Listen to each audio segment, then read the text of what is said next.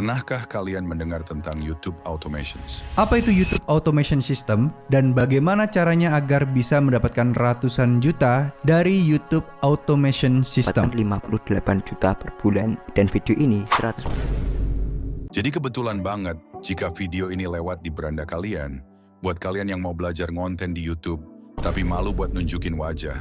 Tenang aja cuy. Karena di zaman sekarang ini, kamu tetap masih bisa menjadi konten kreator dengan identitas privasi. Selagi isi konten yang kamu buat sesuai dengan persyaratan pihak YouTube dan tidak melanggar aturan.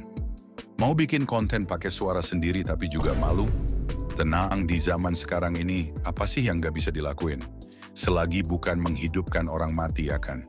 Nah sebelumnya, kenalin dulu nama gue Yin cuy. Atau kalian bisa panggil gue dengan nama channel gue juga nggak apa-apa. Intinya, tujuan dari konten gue ini hanya untuk sharing ilmu, tanpa bermaksud untuk mengajari kalian sama sekali. Gue sendiri juga masih belajar. Tak mumpung ada beberapa dari kalian yang masih terjebak dengan alasan konyol itu. Di sini gue cuman mau kalian bangkit dari tempat tidur. Ayolah bro, gunakan masa sulitmu sekarang untuk sebuah investasimu. Di masa depan, bangun dari tempat tidur selagi bukan waktu beristirahat. Ayo keluar dari zona nyaman yang hanya akan membuatmu terus merasa tertekan, seolah-olah kamu tidak bisa melakukan apa-apa. Intinya apa? Mulai aja dulu. 1. Contoh video YouTube Automations. Pernah mendapatkan penghargaan saat dia pernah menyelamatkan 3 ekor anjir dan 2 kucing di dalam rumah yang terbakar, saat Zai berusia 17 tahun, setelah sekian lama Tony cuti dari pekerjaannya.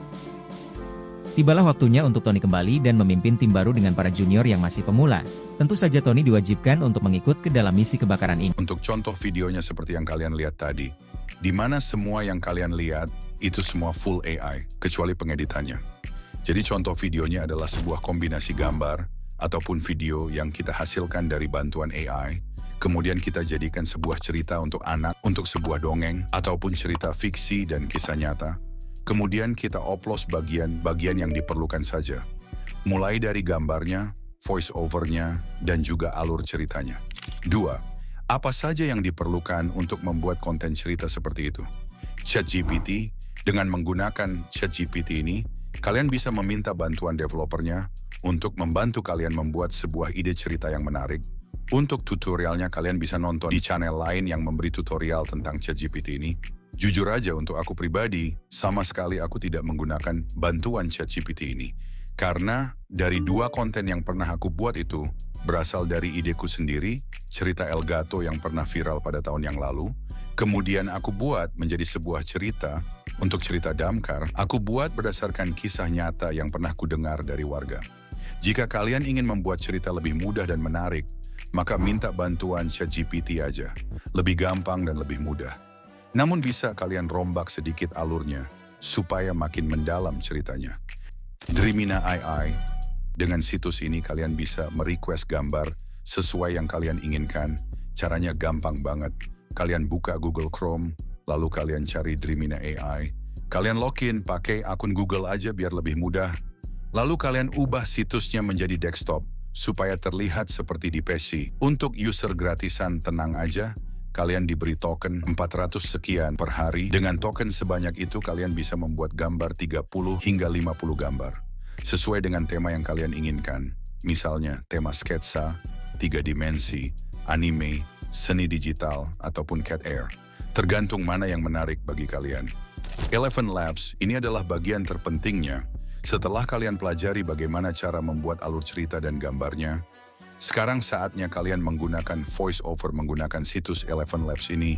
Tenang aja bro, di Eleven Labs ini kalian bisa mendapatkan banyak pengisi suara dari berbagai karakter.